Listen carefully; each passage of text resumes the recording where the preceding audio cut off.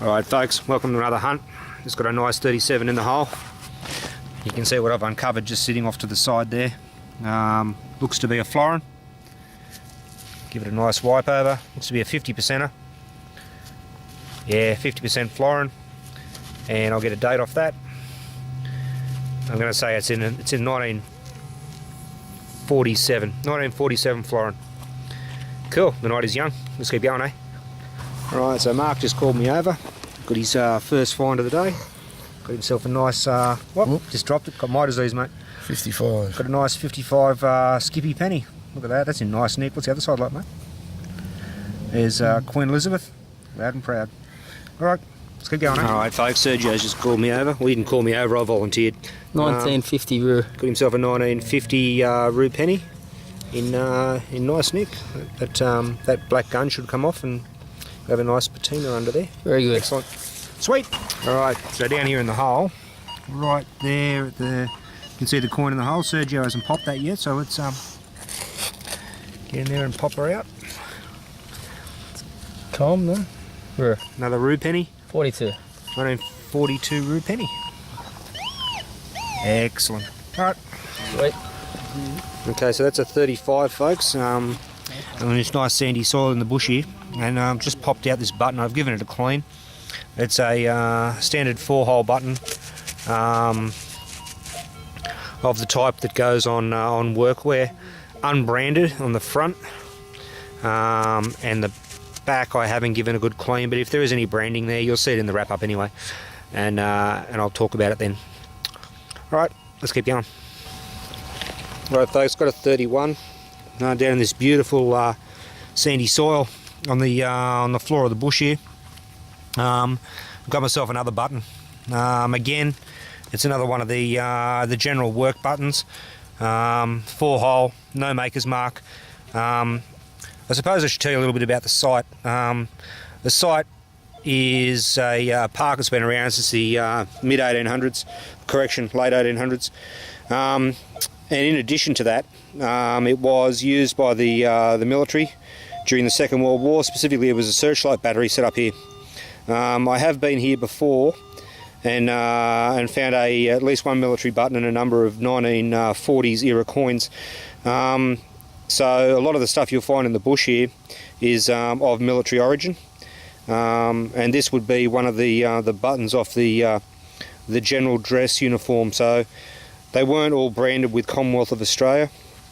A lot of them just had this for their general work uniform, as opposed to the battle dress and the other uniforms they used to wear.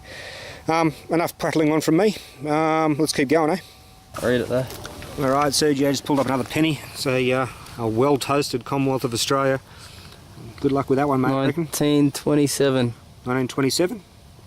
Yeah, is that the good one? Yep, sweet. 1927 Commonwealth of Australia. Isn't that the?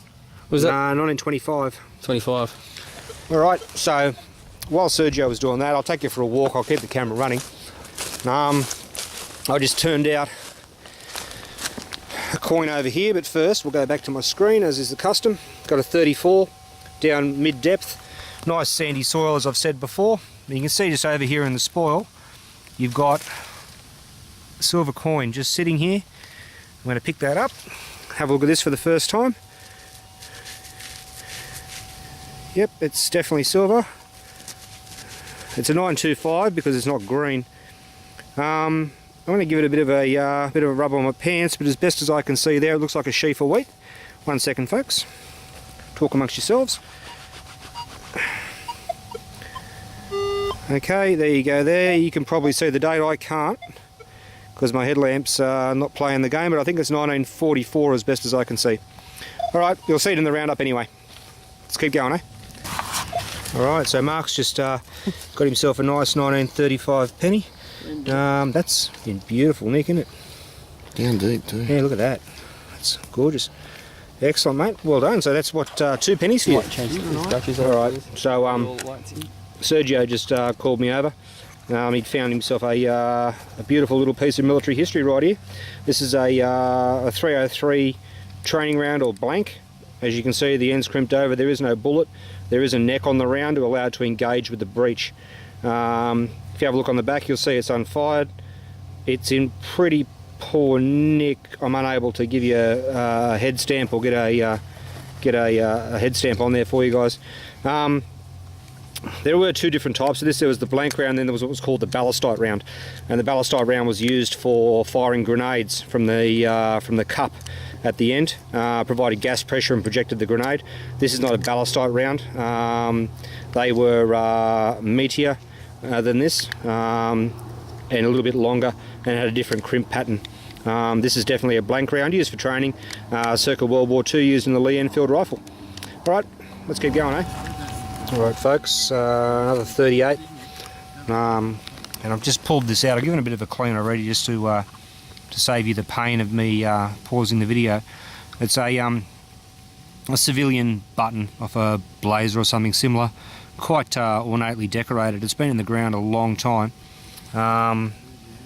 One piece, it's got a complete shank on the back, as you can see. Another one of those cast buttons. I don't believe it to be of military origin. It's yeah, just a nice piece. Alright, let's keep going, eh? Alright folks, got a 31 in the hole. Dug it out already and given it a bit of a clean. It's another piece of World War II era brass. Again, this is a blank, and however it's been fired. You can tell a number of reasons. One, it's got a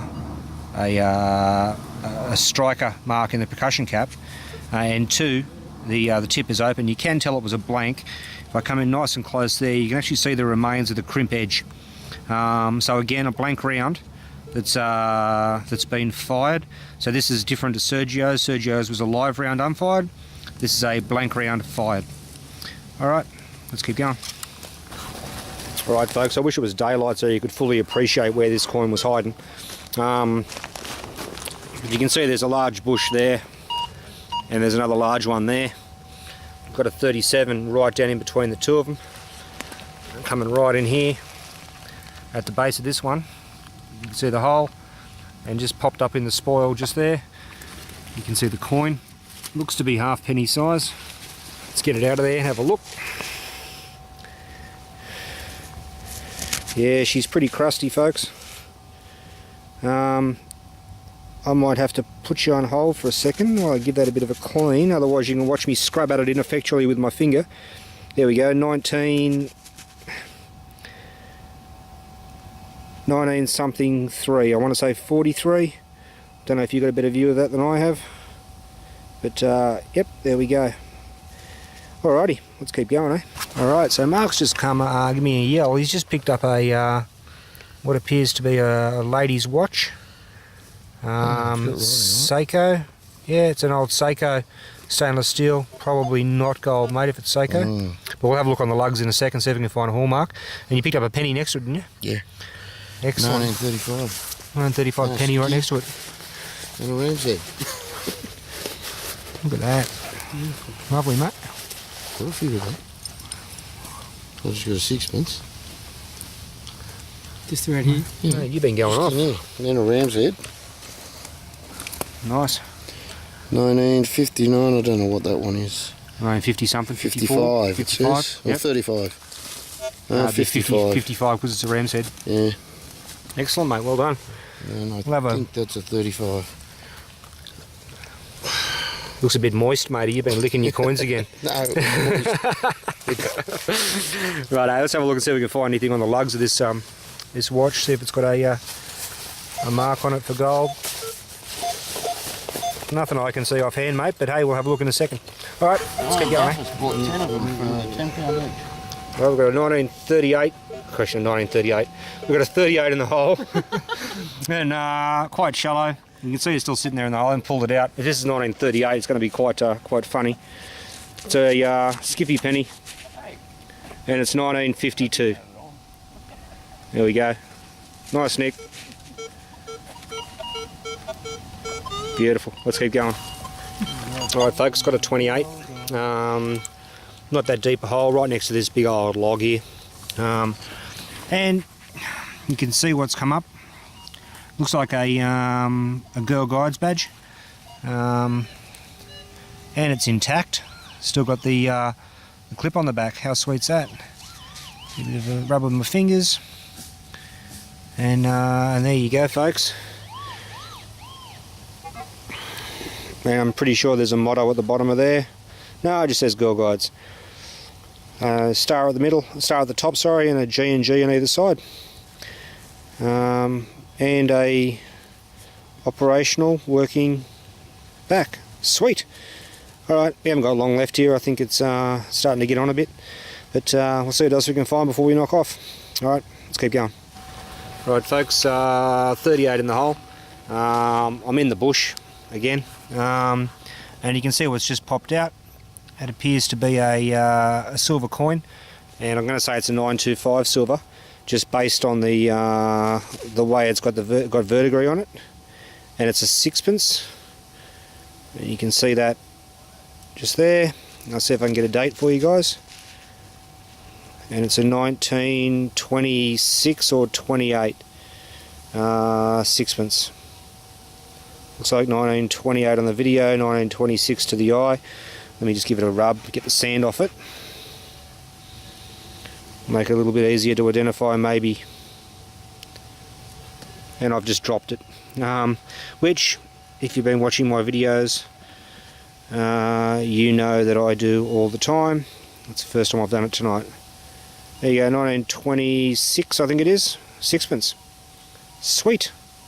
Let's keep going. Dale's just got himself a little spill of silver. He's got himself a 1950 something or other threepence, and the one behind it, about to uncover, looks like it's a 50%er as well, a little bit green. 19, it's really hard to see. 55. 1955, both 55s. Excellent, both in the same hole. Sweet, mate. He's good. 24s they come up. Alrighty, waiting for focus. There we go. Alrighty, so the spill's not over. Went back over the hole again and just popped up a 1960s sixpence. So that's what, three in one hole. That's awesome. So that's a 3-coin spill, 255 threepences, and a sixpence in the one hole. Yeah. Sweet. Is that it, mate? Think so. You done? All right. You did said that before. Alright, folks, so Sergio's just turned up one of the things we were hoping to find here. This is a World War II era Australian Military Forces tunic button. You can tell by the size. I think you found one of these a couple of weeks ago and it was a tad flat. This one's in beautiful nick. Has it still got the eye on the back? No. Ah, bugger. No. Awesome though, mate. Well done. Thanks, buddy. Alright, 36 folks. And we've just popped a penny out of the hole. If you can see that, it's right up against the base of this bush. I'm lucky to get the detector head in there. I'll jump in there real quick. And it's a Skippy penny. And 1940 something. Alright, let's keep going, eh? Alright folks, another 38. And still in the bush, but you can see I've popped the plug and it's just popped out of the plug. If you look to the left of the coin, you can actually see the indentation it was sitting in. So it looks like a Skippy penny, and a 1952. Now I haven't actually pulled that out, I just flipped the plug up and it was sitting there, fell to the side. So that's not too bad. It's in pretty good nick when you can identify them without giving them a rub straight out of the ground. But in the true tradition of the Chasing UXO videos, I'm going to rub a coin. Here we go, 1952 Skippy penny. Alright, I think we're just about done, guys. It's nearly 10 o'clock at night now. We've been going for since about 6 PM, so 4 hours. It's not too bad. Alright. G'day folks, welcome to the roundup from last night's hunt in the usual location on the stairs near my deck. I'm going to start over here on the left hand side and we'll go through the coinage. So there were three pennies. Now this is all my stuff. I don't have any of the other guys' stuff here, but you saw their gear come out anyway. I mean, you saw that the watch and everything that came out from Mark, the occasional piece from Sergio, and the 3-coin spill from Dale. But this, like I said, this is all my stuff. So we've got three rue pennies. We've got rue halfpenny. Down here to the silvers, you've got a 1947 florin, which is a 50%er. You've got a 1928 sixpence and a 1938 threepence. They're both 92.5. As you can see, the soil out there is somewhat acidic and doesn't really like the silver. I've given them a quick clean, but there's a lot of tarnish on them. The 1 and 2 cent pieces, we'll just keep on going, shall we? Over here you'll see some of the relics that I dug up.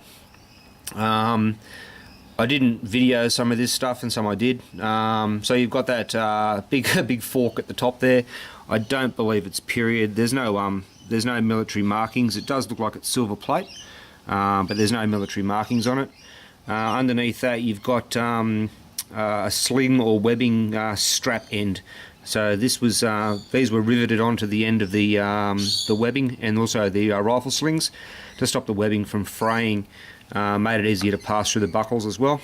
You've got a parasol tip, so a lady's parasol tip. It's quite small, hence the reason that I know it's a ladies one, because a gentleman wouldn't carry a cane that skinny. And you can see it's been tapped on the ground a few times, hence the burring on the very point there. You've got this this dress button that isn't military in style, cast aluminium. The Girl Guides badge, you saw that come out, and that's in full working condition. The keeper operates, it works, it bends under, it does the whole lot, which is awesome. 3 general duty buttons. So these buttons were for shirts and the like, unbranded, but they're definitely military. I've found them before. And then over here to the ordnance, you've got a 45 caliber bullet, a rimfire 22 short cartridge case, and then you've got 3 blank rounds that have all been fired, and you've got 1 that was a live round. You can see there's no telltale crimping at the end, and you can see the date stamp on the bottom of that, 1942, and the others are 44. Alright folks, that pretty well wraps up the hunt from last night. Hope you enjoyed the video, and we'll see you next time. Cheers.